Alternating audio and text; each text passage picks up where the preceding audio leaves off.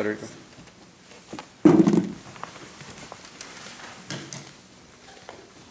Good morning, everyone, students, families, faculty, Board of Trustees, Mr. Shavi. But most importantly, I would like to give a warm welcome to the class of 2015, which is graduating today. Congratulations, you made it. Enjoy the meantime, because in September you're going to be freshmen again. For those of you who don't know me, my name is Federico a sophomore from Mexico, and I am on behalf of the underclassmen today.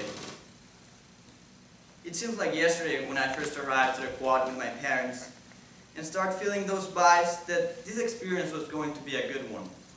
However, it wasn't like that at the beginning. I came for soccer pre-season last September. For those of you who know me well, you know that soccer is a huge part in my life.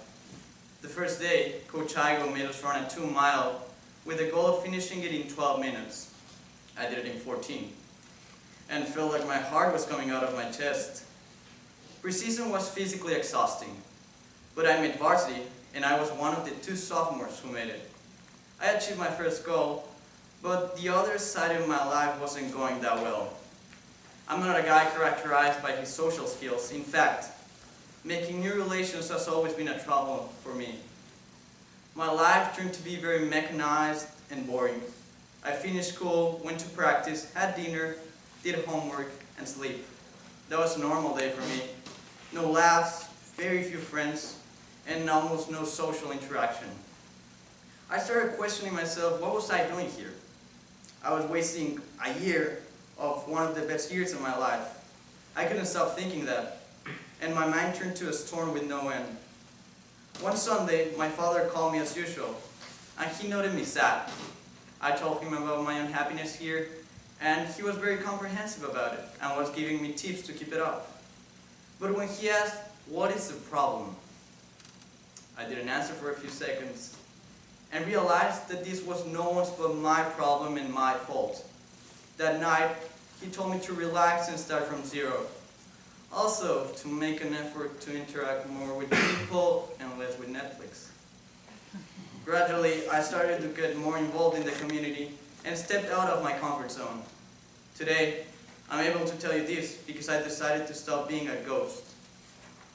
In Spanish, we have a phrase that translates something like this. At the end of the journey, I can see that I was the architect of my own destiny.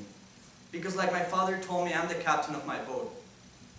And if it starts, and I am in charge of keeping it afloat.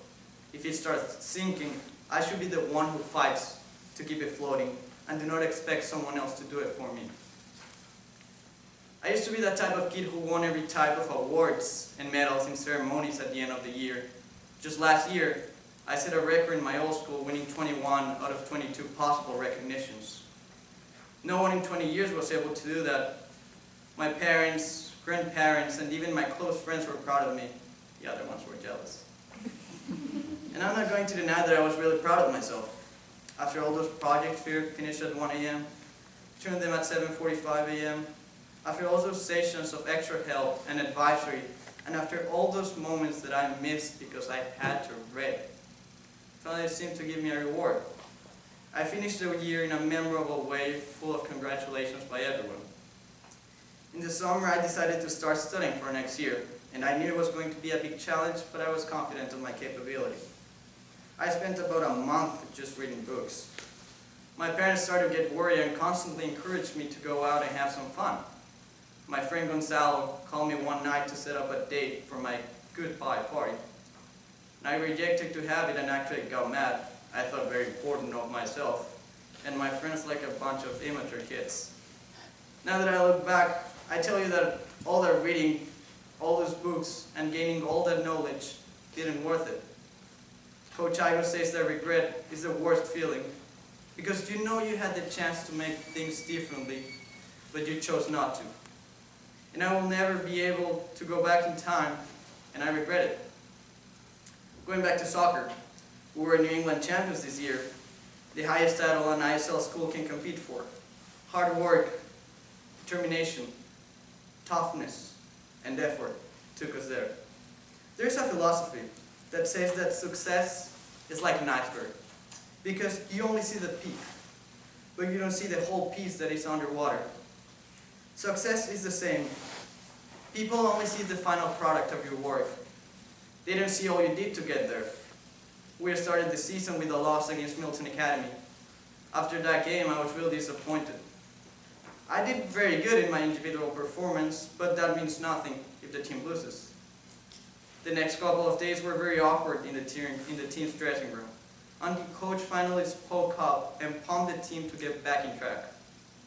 He told us that keep regretting about the big chances we had that game wasn't going to make a difference, and the champions had short memories. You lose, you forget about it. You win, you forget about it. Because you should never take away the eyes from the prize. And apparently it worked, since we are the first team in Lawrence Academy's history to win a New England title. Like in the soccer season, in life we will always face problems that may seem first and big to overcome, and that open a door to abandon whatever you're doing, showing an exit. But it is there where great persons are distinguished from ordinary. The poet E.E. Cummings once said, "It takes courage to grow up and become who you really are." So seniors, work hard, study, be dedicated and disciplined, but never forget to have fun and enjoy. Because in 50 years when we all see each other in an LA class meeting, no one's really going to remember the best GPA or the student with the most awards. We will all remember the beautiful moments we passed and save them for our whole life. So think it twice before you do it. Thank you very much and have a good day.